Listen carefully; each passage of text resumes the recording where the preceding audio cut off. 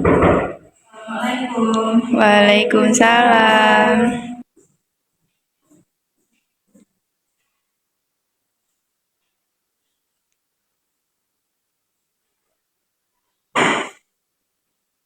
Gimana kabarnya pada siang hari ini?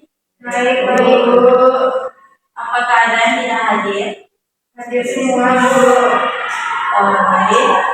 Untuk mengawali pembelajaran kita pada hari ini, hendaknya kita membacakan basmalah terlebih dahulu. Bismillahirrahmanirrahim. Baik.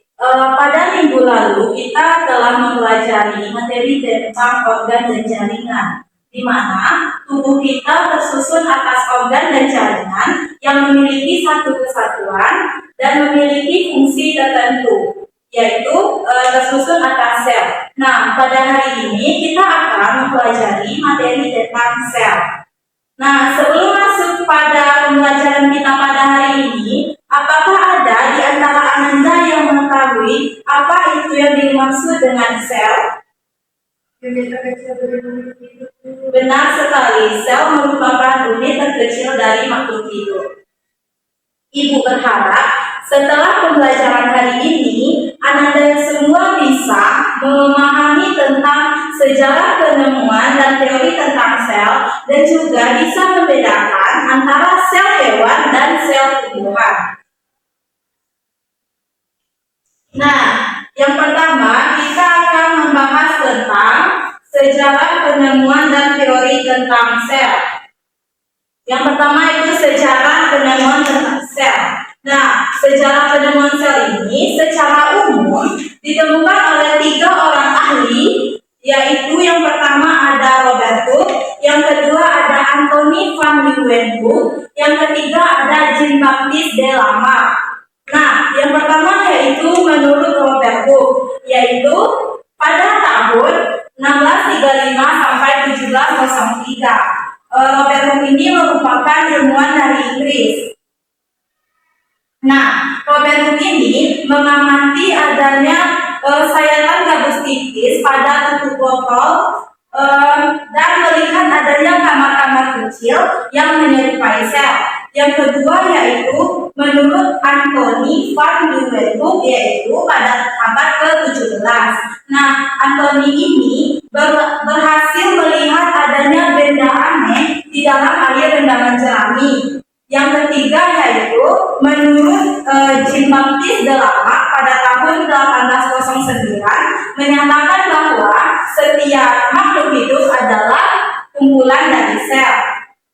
Nah, selanjutnya yaitu teori tentang sel. Juga ada 3 orang ahli secara umum yang mengungkapkan teori tentang sel. Yang pertama yaitu menurut Sladen. Menurut Sladen ini yaitu bahwa setiap tumbuhan tersusun atas sel. Sedangkan menurut Theodor Schwann yaitu setiap tubuh hewan tersusun atas sel. Nah, selanjutnya yaitu menurut Rudolf Virchow. Menurut ahli ini menyatakan bahwa sel itu berasal dari bahasa omnis cellula et cellula, yang artinya setiap sel berasal dari yang sebelumnya. Nah, yaitu ada organisme uniseluler dan juga ada organisme multiseluler. Organisme uniseluler ini yaitu organisme yang terdiri atas satu sel, sedangkan organisme multiseluler yaitu organisme yang tersusun atas banyak sel. Nah, selanjutnya yaitu perbedaan sel hewan dan sel tumbuhan.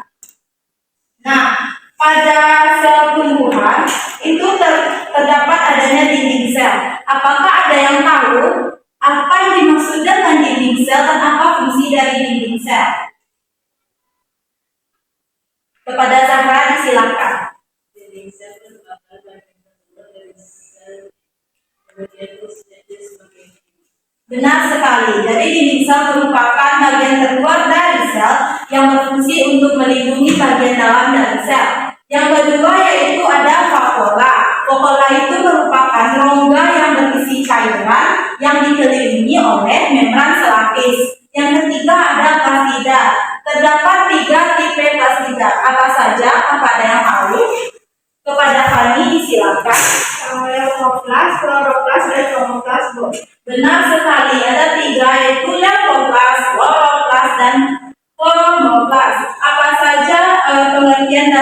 ketiga tersebut? Apakah ada yang tahu?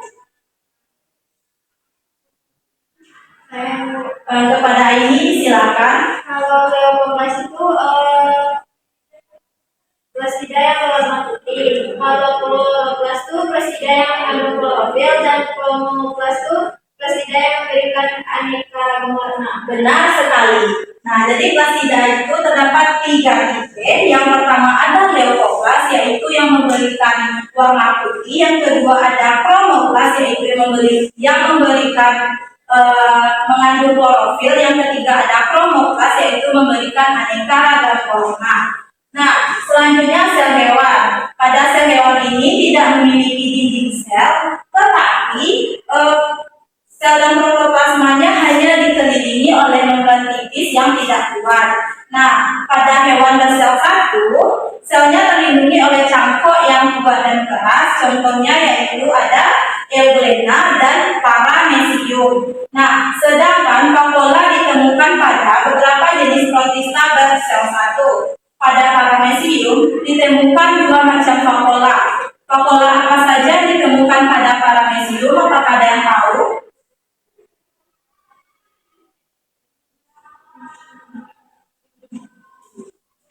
Kepada Ovi silakan. Vakuola yang terdiri atas 2 macam dulu. Yang pertama ada vakuola kontraktil, dan yang kedua itu ada vakuola non kontraktil. Benar sekali, itu ada vakuola kontraktil dan vakuola non kontraktil. Ibu akan memberikan penguatan dan pemahaman Ananda mengenai materi pada hari ini, yaitu pada video yang ditampilkan.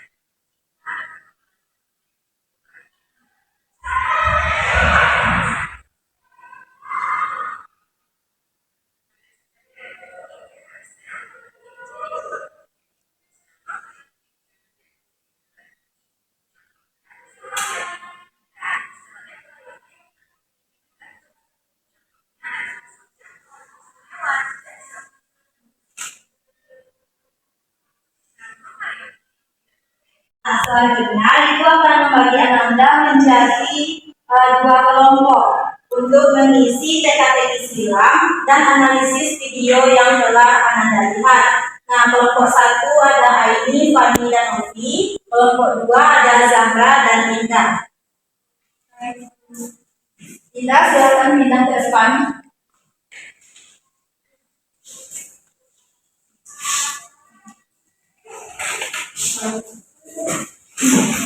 Tugas tersebut silakan Ananda kerjakan di rumah dan dikumpul pada minggu depan. Baiklah, sekianlah pembelajaran kita pada hari ini. Apakah ada yang bisa menyimpulkan pembelajaran kita pada hari ini? Nah, jadi kesimpulan pada hari ini yaitu sel itu merupakan unit terkecil dari kehidupan. Ada 3 orang ahli yang mengatakan sejarah penemuan tentang sel dan juga teori tentang sel. dan perbedaan sel hewan dan sel tumbuhan. Nah, apabila ada kesalahan, Ibu mohon maaf. Kita akhiri pembelajaran pada hari ini dengan membacakan hamdalah. Alhamdulillahirrahmanirrahim. Ibu akhiri dengan wassalamualaikum warahmatullahi wabarakatuh. Waalaikumsalam warahmatullahi wabarakatuh.